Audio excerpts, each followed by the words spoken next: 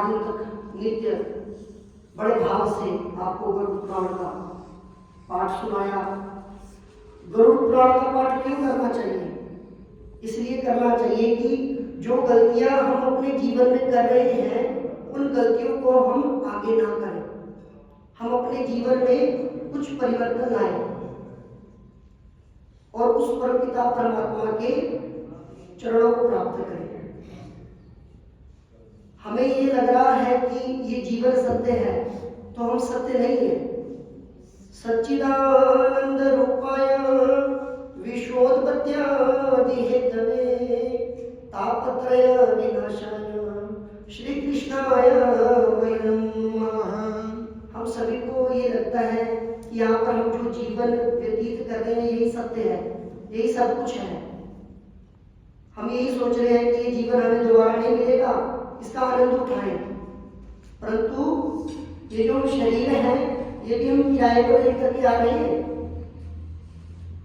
विष्णु माया भवति या सम्मोहितं जगत् ईशः स्वभावेन विहितः साधु स्वत्वेन ज्ञानविमुच्यते।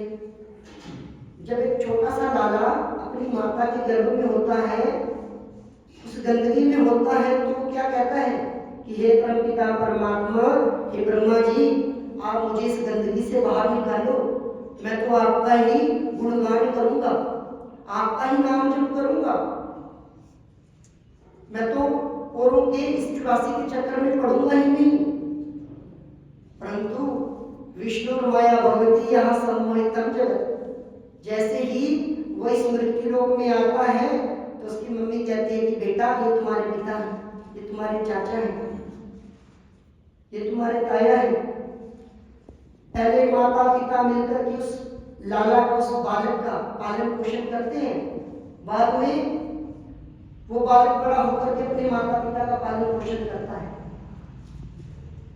अतः उसमें हम इतने रक्त हो जाते हैं कि हम भूल ही जाते हैं कि हम क्या करने के लिए आए थे। शास्त्र में सबसे बड़ा गृहस्थ बताया गया है, सन्यासी हो जाना, ब्रह्मचारी बन जाना, वो बड़ा आसान है।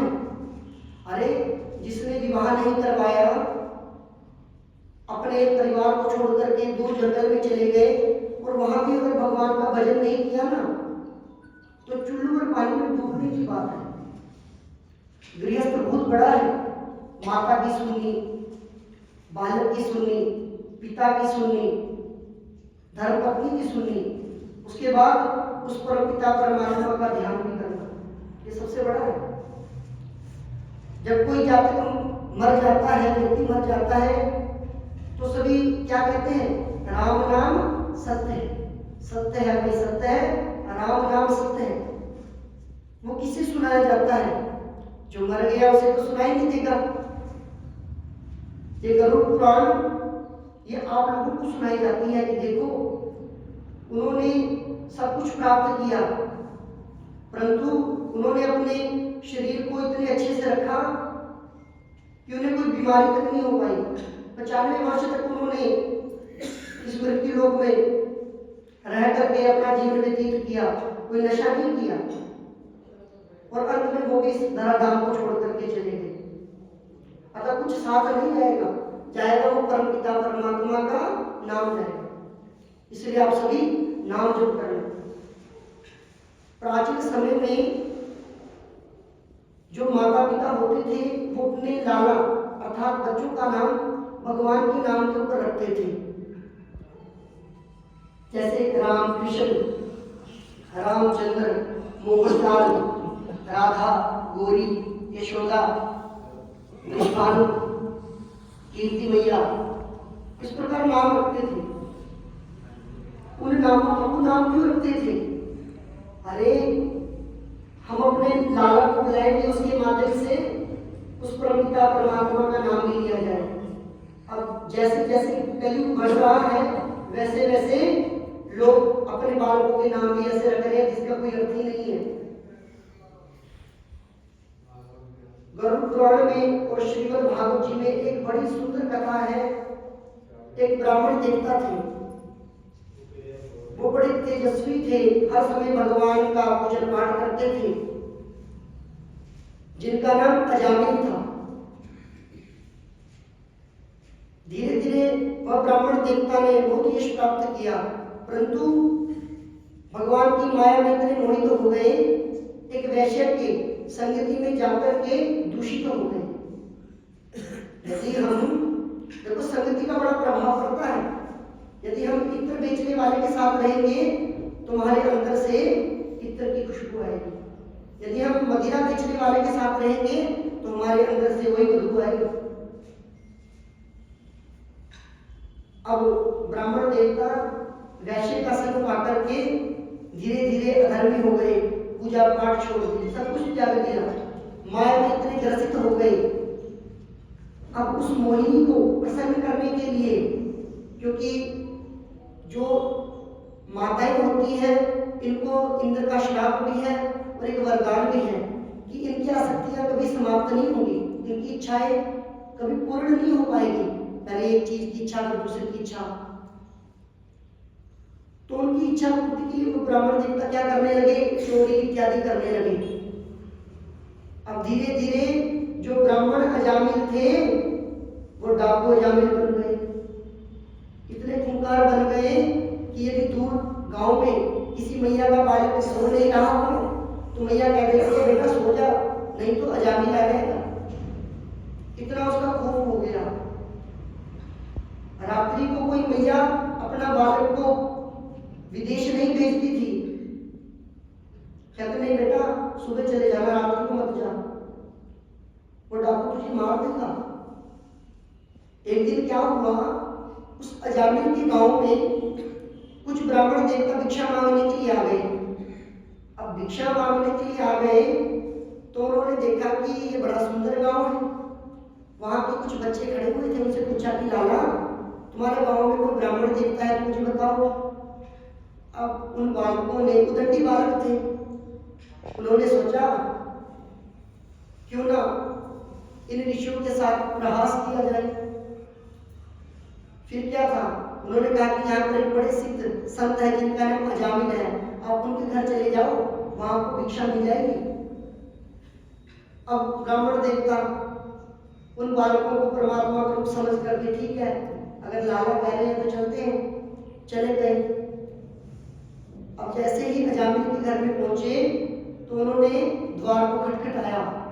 जब द्वार को खटखटाया तो अंदर से अजामिल तो नहीं निकला, वो कहीं दाना डालने के लिए गया हुआ था, उनकी पत्नी निकली। अब पत्नी भले वैश्या थी परंतु वो उस परमपिता परमात्मा को बड़ा मानती थी। उन्होंने कहा कि हे राजन, आपको मैं स्पर्श तो नहीं कर सकती क्योंकि मैं अशुद्ध हूं, अतः मैं एक वैश्या हूं, आप मुझे बताओ मैं आपकी कैसी सेवा करूं।